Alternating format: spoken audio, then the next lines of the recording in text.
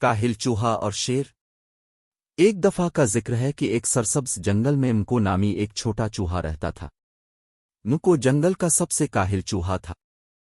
اسے دن بھر سونا اور کام سے بچنا پسند تھا۔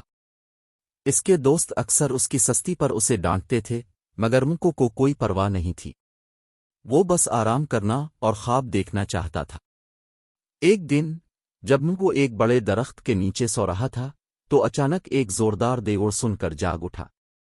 ڈرتے ہوئے مکو نے اوپر دیکھا اور دیکھا کہ ایک خوفناک شیر لیو اس کے اوپر کھڑا ہے۔ لیو جنگل کا بادشاہ تھا جو اپنی طاقت اور بہادری کے لیے جانا جاتا تھا۔ مکو خوف سے کانپنے لگا، یہ سوچ کر کہ لیو اسے ضرور کھا جائے گا۔ مہربانی کر کے عظیم لیو، میری جان بخش دیں، ان کو چنخا۔ میں آپ کی مہربانی کا بدلہ ضرور چکاؤں گا۔ لیو، جس کا دل بڑا تھا، نے چھوٹے چوہے کو دلچسپ پایا۔ میرا بدلہ؟ ایک چھوٹا چوہا میرے جیسے عظیم شیر کی کیسے مدد کر سکتا ہے؟ لیو نے ہنستے ہوئے کہا۔ ہر کسی کے پاس اپنی طاقت ہوتی ہے عظیم لیو، انکو نے بہادر ہونے کی کوشش کرتے ہوئے کہا۔ آپ کبھی نہیں جانتے کہ کب آپ کو دوست کی مدد کی ضرورت پڑے۔ لیو نے کچھ لمحے سوچا اور پھر مکو کو چھوڑنے کا فیصلہ کیا۔ بہت خوب چھوٹے چوہے، میں تمہاری جان بخشتا ہوں، مگر اپنی وعدے کو یاد رکھنا۔ دن گزرتے گئے اور مکو اپنی کاہلی کے ساتھ مصروف رہا، جبکہ لیو جنگل میں گھومتا رہا اور دوسرے جانوروں کی حفاظت کرتا رہا۔ ایک دن جب لیو ایک ہرن کا پیچھا کر رہا تھا تو وہ شکاری کے جال میں پھنس گیا۔ جتنا وہ کوشش کرتا اتنا ہی جال مضبوط ہوتا گیا۔ لیو نے غصے اور خوف سے دوڑتے ہوئے مدد کے لیے پکارا۔ دوسرے جانوروں نے اس کی آوازیں سنیں، مگر شکاری کے جال کے قریب جانے سے ڈرتے رہے۔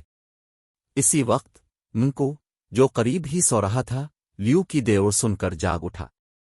اپنی وعدے کو یاد کرتے ہوئے مکو دوڑتا ہوا وہاں پہنچا۔ جب مکو نے لیو کو پھانسے ہوئے دیکھا تو اسے جلدی سے عمل کرنا پڑا۔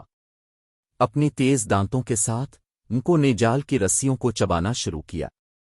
اس نے اپنی عام کاہلی کے باوجود انتھک محنت کی۔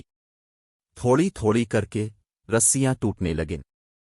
فکر نہ کرو لیو، میں تمہیں جلدی آزاد کر دوں گا، مکو نے آخری رسی چباتے ہوئے کہا۔ آخر کار جال ٹوٹ گیا اور لیو آزاد ہو گیا۔ اس نے اپنے آپ کو ہلایا اور شکر گزاری کے ساتھ مکو کی طرف دیکھا۔ شکریہ چھوٹے چوہے، تم نے میری جان بچائی جیسے تم نے وعدہ کیا تھا، لیو نے سر جھکا کر کہا۔ یہ کچھ بھی نہیں تھا عظیم لیو، حتیٰ کہ ایک کاہل چوہا بھی جب ضرورت پڑتی ہے تو بڑے کام کر سکتا ہے، مکو نے مسکرا کر جواب دیا۔ اس دن کے بعد لیو اور مکو بہترین دوست بن گئے۔ لیو نے سیکھا کہ چھوٹے سے چھوٹے جانور بھی بڑا فرق ڈال سکتے ہیں، اور مکو نے دوسروں کی مدد کی اہمیت کو سمجھا۔ کاہل چوہا اب کاہل نہیں رہا اور شیر کو زندگی بھر کے لیے ایک دوست مل گیا۔ یوں جنگل ایک خوشحال جگہ بن گیا جہاں تمام جانور مل جل کر رہنے لگے، جانتے ہوئے کہ ہر ایک، چھوٹا ہو یا بڑا، اہم کردار ادا کرتا ہے۔